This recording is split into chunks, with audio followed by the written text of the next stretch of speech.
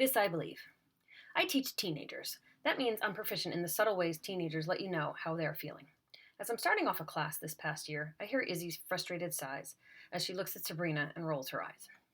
I hear their murmurs about how unfair I am, impossible the task is, etc. I know I have my work cut out with me with this class. I believe human connection is the key to successful teaching. I have entered classrooms incredibly prepared and at times shamefully unprepared, but that does not determine the success of the lesson. My connection with my students and their connections to each other determines how well my students learn.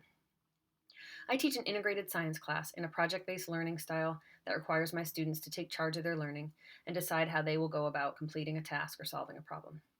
As I was explaining one of the first tasks we were to carry out in groups in my classroom, I could feel the dissent. Students were sighing, eye rolling, and words like too hard, impossible, she's not teaching us, were quietly being whispered at each group table. I changed my tone defensively and added in a few lines about independence and the skills of self sufficiency, self directed learning, and collaboration would be used extensively in this class. In a real push to make my point, I explained that they were in high school now, not middle school, and more was expected of them. As you can imagine, this was not received well, and the sighing, slumping, and eye rolling continued. I've been teaching for 22 years now, so I'm adept at identifying the leaders in my classroom, and I know that getting them on my side is an important way to sway the class my way. Eventually, my goal is to create a family atmosphere where we all care about and respect each other, and to get to that end, I need to identify and attract my leaders. I could tell Izzy was one of those leaders, but I could also tell she couldn't stand me. She was intense, used to doing well in school, and liked to know what the task at hand was, with clear directives as to how to proceed. So my idea that she and her group just sit and observe a candle burning and eventually be able to explain exactly what was happening on a macro and microscopic level with little other direction was infuriating to her. She felt the task was somehow pointless and simple, yet impossible at the same time, and was letting me know in every way she knew how at 14 years of age. My initial tactic of pushing back and reminding the class that this is what they signed up for. We have a curriculum night for incoming freshmen every spring, so the class format was no surprise. That was not helping move the class along. In fact, each day, I could sense the dissent was growing in numbers and strength. Rather than do what was asked of them each day, the students started along the give-up path, where they don't talk about science much at all, but rather about their social lives, jobs, sports, etc. A very polite way to let me know they were not interested. After a few days of this, where they would barely produce anything and I would constantly redirect groups back to the candle, I decided to give up along with them. What I mean by that is I joined their conversations about their sports, their jobs, and talked about my own love of running and disdain for babysitting as a teenager. Izzy, my biggest anti-fan, was resistant until the day I heard her talk about skiing. I'm an avid skier, and I have an app on my phone that records my top speeds.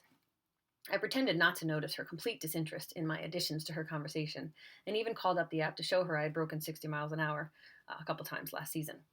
That was the pivot point. She was impressed and believed me. I was not just being polite, I was a real skier too. We began to connect on our love of speed, competition, and aversion to the idea that girls don't get into sports like boys do. That was what the connection that started to form. First, Izzy, her intensity about sports, feeling understood by me in that sense, somehow changed her attitude about the class. She became the can-do leader in her group and eventually started buzzing around the room to other groups to give them ideas and get them going. Soon, her shift in attitude shifted others, and moved towards working together as a family began. We still spent time each day talking about our personal lives, but it wasn't as a way to avoid the work anymore, but as a vehicle to feel valid and to make the work feel worthwhile. I firmly believe that human connection must happen for any real learning to happen.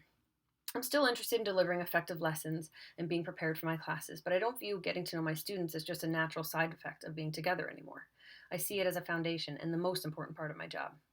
Now, when students seem off track, talking about something other than content I'm hoping to cover, I dive in rather than deter, and this is what grabs them and makes us a class together. Human connection took a big hit mid-March due to COVID-19 and the precautions schools had to take to keep us safe. We were relegated to our laptops as our only vehicle to connect to our students. This is when I really felt just how valuable human connection was, when it was much harder to generate. It's not about being the popular teacher with my students, but it's about my students feeling seen and heard and finding ways, anyway, to connect with each and every student. I believe it is our humanity that is what connects us and what makes us feel part of something, and that is what we need in order to truly teach and learn.